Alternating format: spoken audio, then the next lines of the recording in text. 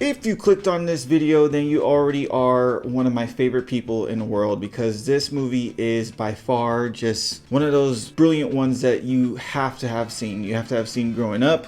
You have to have seen, and if you haven't, dude, no, this is a show for you, because hopefully by the end of this video, you will want to watch Osmosis Jones as well. Nobody asked you, bold boy. Directed by Bobby Farrelly and Peter Farrelly, the guys who brought us Something About Mary. This is a step out of bounds, I feel like, for them to go into an animated movie, but I am glad that they did, because it is a fantastic film. Not only is it a great film on how it is important to have healthy lifestyle, but it's a fantastic buddy cop movie.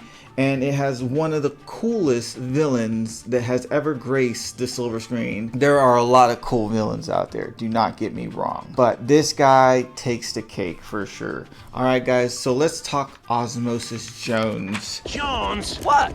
Ain't nothing a toothbrush can't handle. I wish you'd take this job a bit more seriously. Released in 2001, August 7th, Osmosis Jones is one for the books in uniqueness and storytelling. We have Frank, played by Bill Murray, a widowed zookeeper who enjoys eating fried foods and eggs covered in chimp saliva. I mean, because who doesn't love a good egg? Dad, that's filthy. Honey, 10-second rule. It's the ground, you pick it up within 10 seconds, you can eat it. I mean, this guy just goes for it. He just eats it and our adventure begins. He catches an unknown virus. It's up to a cool white blood cell and a by the books cold pill to cure Frank. It's really one that's ingenious, you know, because we never seen anything like this, and to take it into the fantastic voyage type of deal where we're going into the human body and exploring the different types of things that can happen within the human body, the blood cells or the cramps or anything like that. It's one that is very, very smart. It's smart and it's fun to watch. It's very enjoyable. Voice talents by Chris Rock, who plays Osmosis Jones, and David Hyde Pierce, who plays Drix the Cold Pill, are superb in their roles and bringing with it personalities and humor. Each one bounces off of each other perfectly well. Buddy cop movies should do. Along with William Shatner and Brandy, they lend their voices to this film. The animators at Warner Brothers Animation managed to capture the mannerisms from each actor perfectly.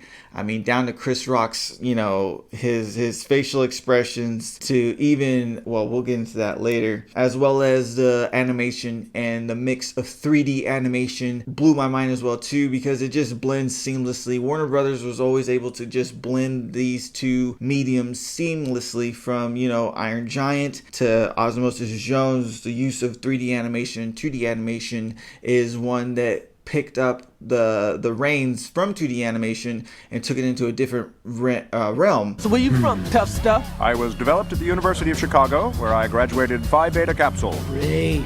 Got me a college boy.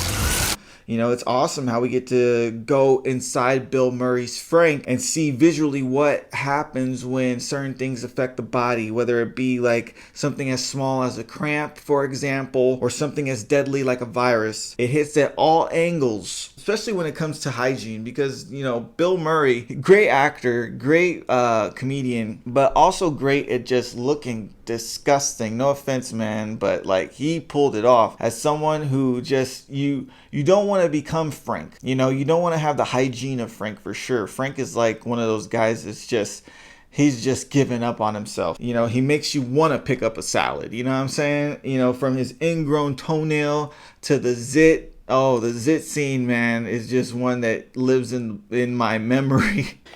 What a zit. I mean, what is it? What is it? What do you want? My memory banks for sure is the zit scene. This movie does a great job at reminding us of how important healthy habits are for living a healthy and fruitful life, as well as to inform us on how hard our body works to overcome, you know, fevers and other things like that, how hard it works to protect us from those unknown sources of germs and bacteria that can harm us, you know what I mean, through the whole body. And that's one great thing too, is they use it as a way to explore the body. The animators do another great job at just showing us how the human body works, the blood cells, and how there's no gravity. You know, there's cars going up and down the blood vessels, and, you know, we get a look at the bowels, we get a look at, you know, what's under the armpit So, this is where the scum of Frank comes to fester. One of the coolest and underrated animated villains, I think, you know. Also, if you stayed this long into the video, go ahead and hit the subscribe button, as well as hit the notification bell, so that way you can be in the loop of all my other random rambles that are going to be coming up on this show. So like I was saying, Thrax is the coolest, underrated villain, man. He's too cool for his own good. And did you know he was voiced by Lawrence Fishburne? I didn't know that. And it just makes sense because he's just so suave, man. Yeah, I'm getting better as I go along, baby. But the problem is I never set a record.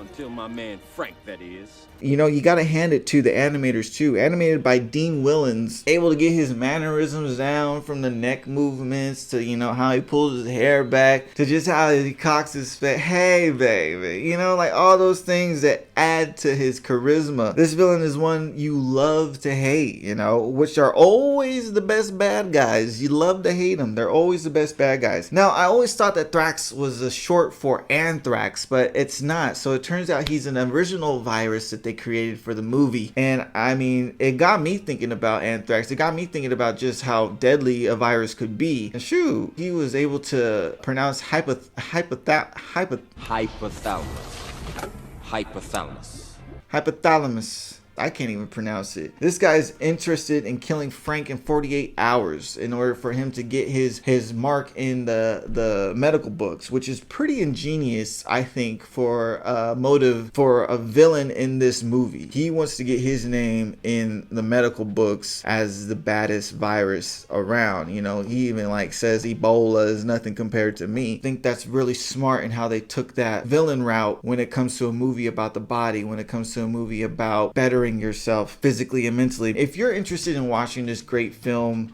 this great animation, check it out on Tubi. It has action, suspense, and great characters, just like another movie, Ulysses, the 1954 Odyssey adventure, which I talk about in this video.